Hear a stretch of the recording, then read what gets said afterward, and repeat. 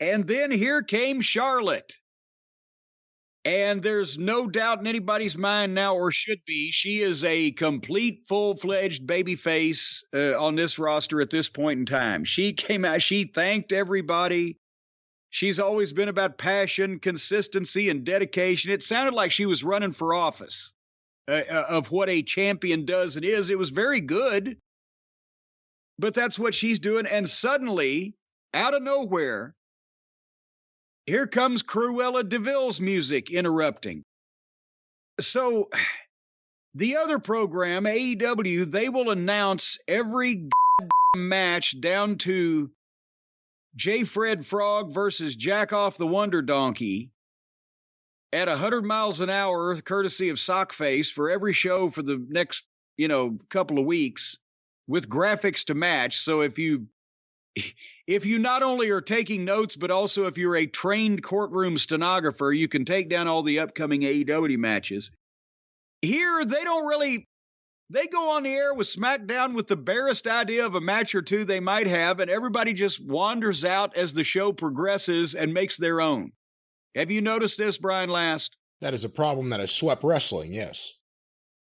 So in this case, it was one of the latter. So here comes Cruella, and she starts cutting a promo on Charlotte, and the fans took it over.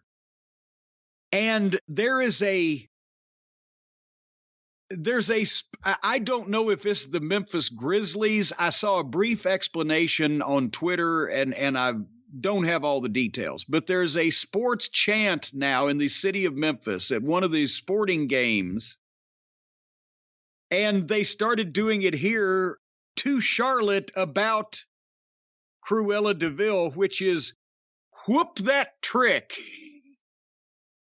And the people just, for no apparent reason, in the middle of DeVille's promo, start chanting, whoop that trick, whoop that trick, whoop that trick. And they're drowning everything. And Charlotte's kind of about to snicker a bit. And she said something to the effect of, apparently they think you're a trick. And the place blew up.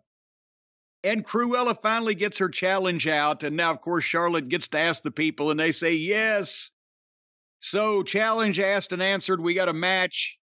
And suddenly, after this 10-minute build-up, Cruella jumps Charlotte from behind. And boom, boom, boom, gets on her. But Charlotte turns it around and hits a big kick within about 15 seconds, and they go to the break. So, they've spent 10 minutes building this. They send Charlotte out. They get her some goodwill. She gets over with people. They send Cruella out. She becomes a trick. The people get into it. They want to see him fight. Okay, boom. And now we at home are saying, what the fuck? They just pulled the rug out from under us. So that's what I'm talking about when I say that they make their own matches unimportant. If you were, again, in any other sport, if there was a game or a match or a whatever appropriate verbiage, and they'd spent 15 minutes of television time building it up, I can understand we'll be back with the match right after this, but once the fucking fight, match, game, tournament, whatever starts, are you going to go to break within the first 15 seconds? Anyway, Charlotte was Charlotte in this. What do you think of her? What do you think of her as a babyface? She was good. Cruella DeVille's work is not great, but she has a great look, and she's a great heel. Because she was actually healing with her bitch face and her, demeanor. She was actually trying to rough this opponent up rather than, the other heel girls that are the Barbie type heels or whatever. And I'll say one thing, Charlotte. She did a forward handstand round off or something into a clothesline. And I love Charlotte. She should take that one out and never do that one again. It didn't connect right or look right. But anyway, she hit a spear and got the figure eight and won in a few minutes. So this was a good win for Charlotte. I'm not sure where Cruella's stock is laying at this point. And then they did a big, go ahead. Any mention of Ronda? I tuned out the commentary like I usually do. They may have talked about her.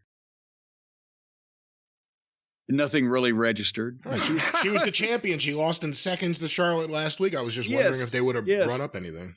They probably did. I'm just searching through this trying to find something redeeming.